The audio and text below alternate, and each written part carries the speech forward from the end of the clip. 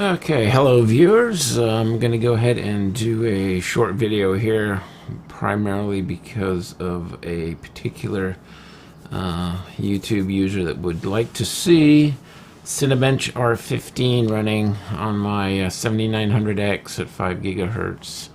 I'm going to go ahead and run several tests here. The first test I'm going to run is with my CPU set to hyperthreading disabled.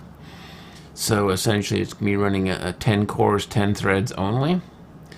I'm going to start it off with a single core run just to see how well the 7900X is operating on a single thread performance, which is very important for most games, including flight simulators. It's always good to have a fast, well-performing single-thread CPU. I am not going to be running Prime 95 tests, primarily because both Intel and ASUS recommend not running that test. It can, in some situations, damage your CPU and you may not know it. So I'm not going to be running that test. If people are interested in Prime 95, go for it. I have no interest in that particular stability testing program, simply because it doesn't really prove anything. There's no real world situation where you would operate the way Prime 95 operates. So it's very impractical. And the only thing it can really accomplish is to overheat your CPU and or damage your CPU. So I'm not going to do that. Cinebench R15 is actually testing software that was produced by Maxon. Maxon produced something called Cinema 4D, which I actually own a version of. It's a 3D surface animation package where you can create all kinds of animation and rendering scenes and all that kind of good stuff. It's a surface model. It's not a solid model. Difference between surface and solid is that surface model is basically you're just modeling the outside, not the inside of whatever object it is you're trying to create. Solid modeling is it's more of an engineering thing where you're actually modeling the specific material, the entire object, inside and out. And that's like I said, solid modeling is usually done through packages like SolidWorks.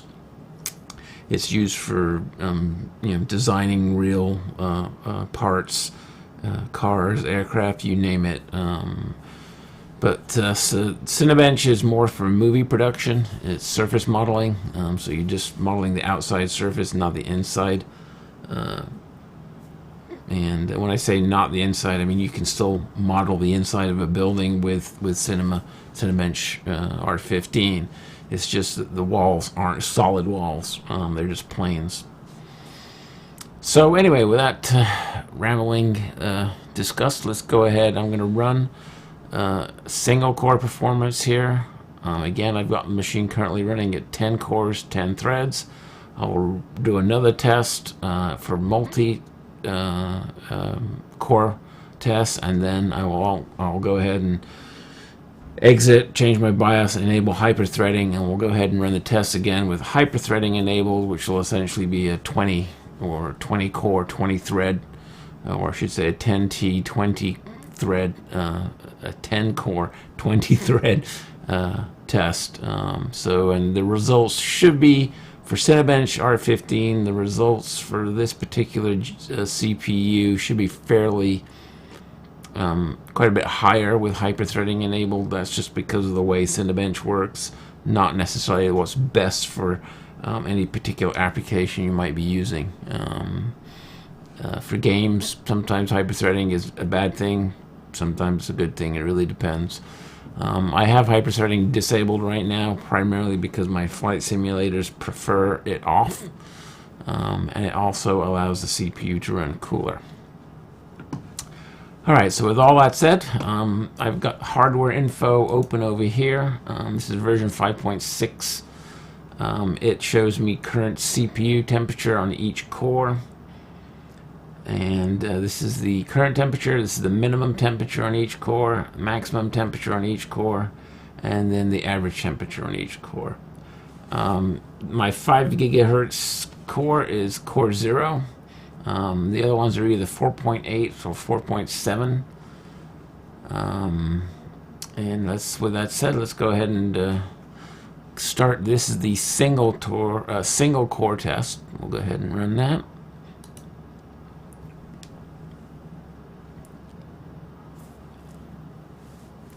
Now, the single core test may take a while. My understanding, or the results I've seen elsewhere for the 7900X single thread performance number is around 190 to 197, I think. So at 5 gigahertz, hopefully I'll be a little bit higher than that. How much higher, I'm not really sure. Maybe 200, 210, something like that. But let's go ahead and see what it comes out as.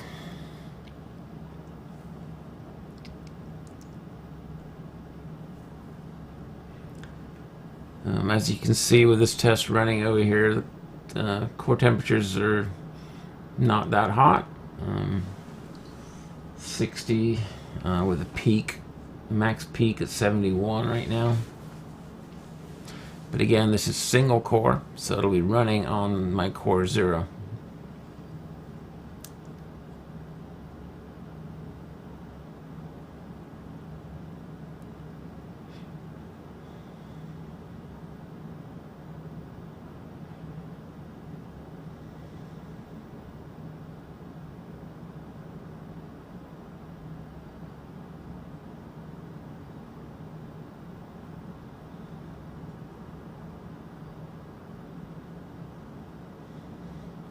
I have tried to disable background tasks, as many as I could, but obviously there's going to be quite a few OS tasks running in the background, but they should be fairly negligible and not have much of an influence on the test itself.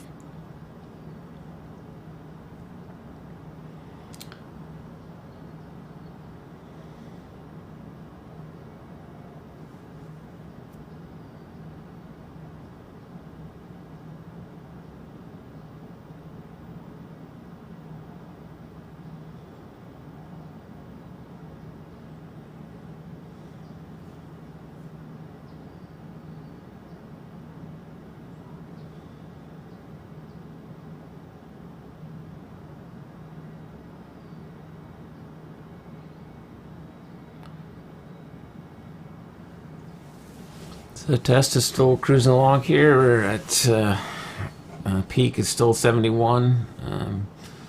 The average is 39 for this particular test sequence. The current seems to be bouncing around between 58 and 68. So far, the peak hasn't increased. Oh, and there we're done. Alrighty, so now here's the score. Is 218, which is about what I would expect for 5 gigahertz 7900X single core. So let's go ahead and run multi-core. Now remember, I'm running this at 10 core 10 thread. This is hyperthreading disabled, so you're probably going to get a lower score, quite a bit lower score than if I had hyperthreading enabled.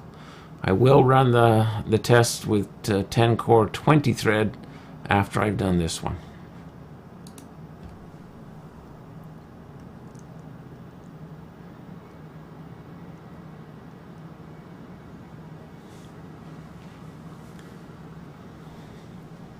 So let's go over here, take a look at our peak temperatures. CPU looks like it peaked at 81.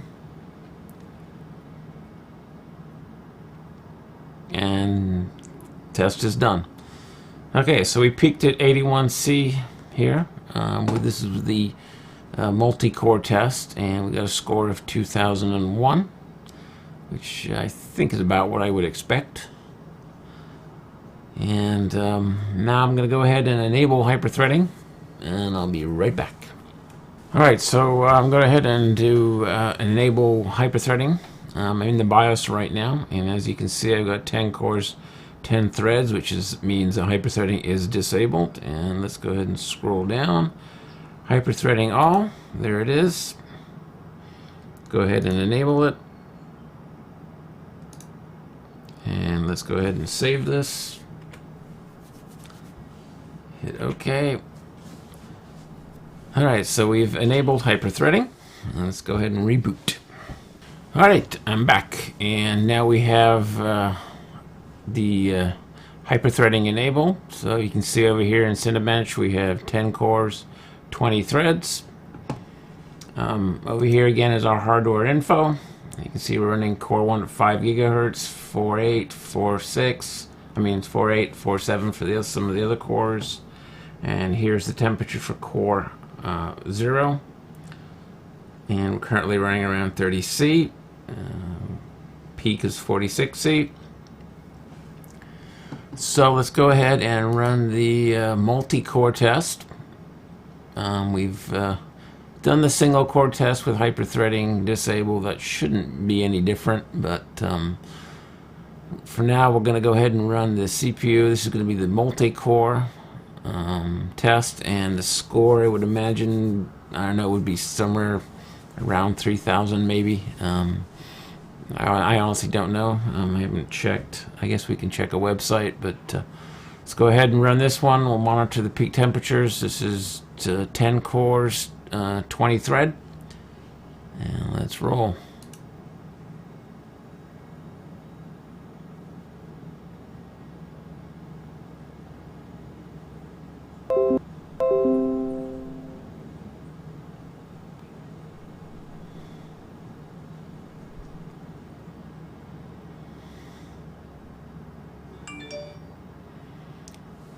Alright, let's go ahead and run that again. As you can see, we got interrupted by Windows, which is rather annoying. The test was 2583. I don't know if that's good or bad. It's probably about what I would expect for a 10 core 20 thread. Over here we did have a pretty high peak at 105 C.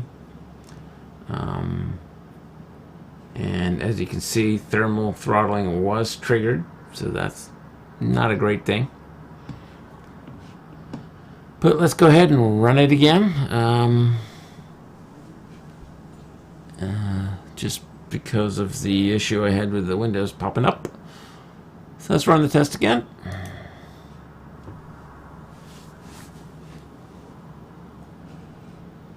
Okay, as you can see over here, we did peak again at 101. So throttling did trigger. Ooh, we had a 103 there. 102. So as you can see, with hyperthreading enabled, test completed. With hyperthreading enabled, we're definitely hitting a situation of throttling at 5 gigahertz in core 1. The other cores were all fairly good. They're below any throttling, which is around 86, 86, 80, 76, 84, 82. These are all peaks, by the way, not averages. You can see here where the throttling got triggered. And the score this time around was 2616. And again, this is with hyperthreading enabled. 10 cores, 20 threads. Alright, so our max has been reset here, so we'll go ahead and run a single core test. This is with hyperthreading enabled, see if there's much of a difference. I ran the test already and didn't see much of a difference here. 218 to with hyperthreading off, and 221 with hyperthreading on. So we'll go ahead and run it again, and let's see how it goes, see what happens.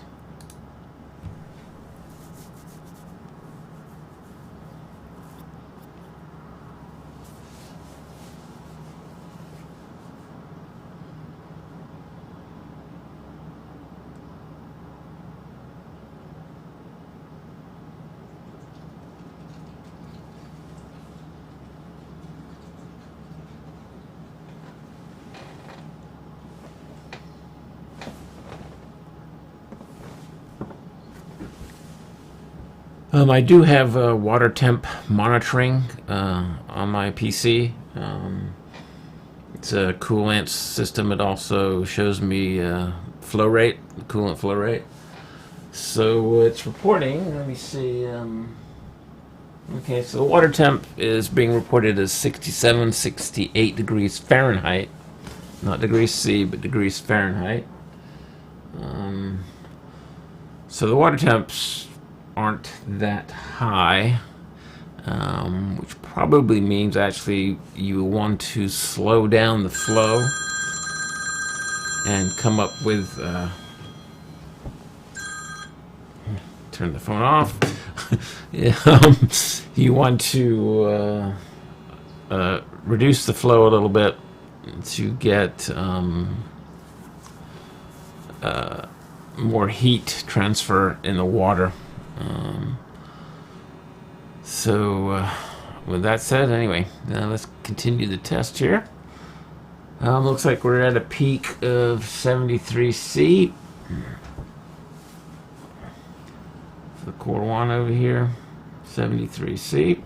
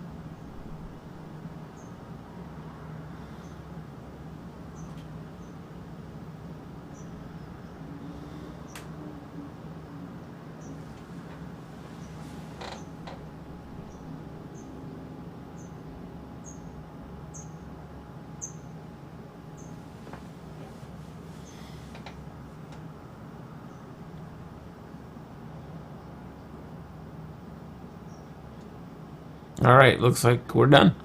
The score was pretty similar to 20. Again, it looks like the hyperthreading for single core performance, hyperthreading on or off doesn't really make much of a difference.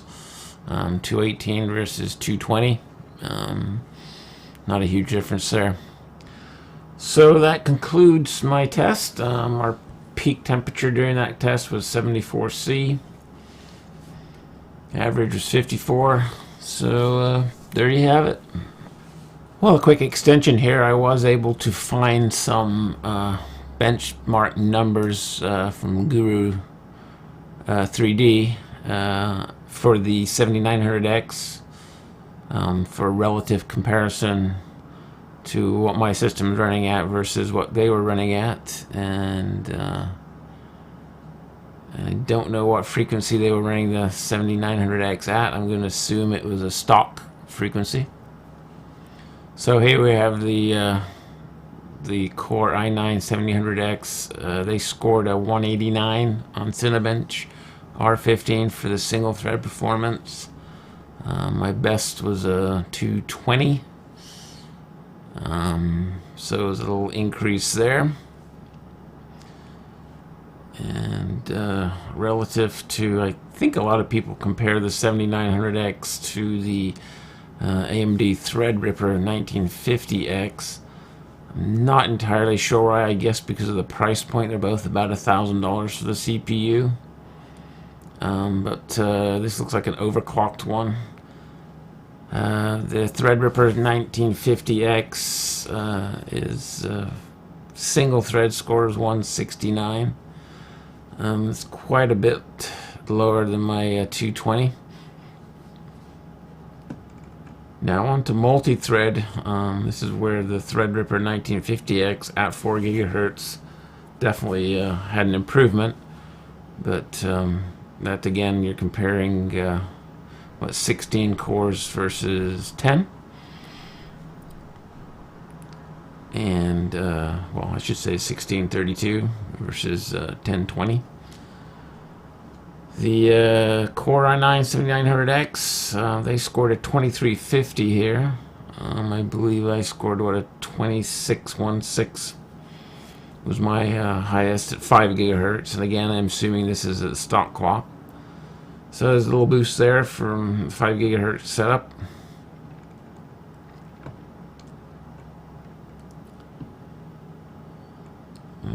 This is single thread at, okay, different CPUs. Alright, so performance wise, my 7900X is certainly higher than a default clock 7900X, especially at the single thread performance, which again, single thread performance, Core 0 is important for certainly for prepared 3D and actually for X-Plane 11. Most flight simulators will like a very fast Core 0, or at least one core that's very fast. What core you decide is entirely up to you. In my case, it was Core 0. So that's it. That's my addendum to my initial Cinebench R15 test.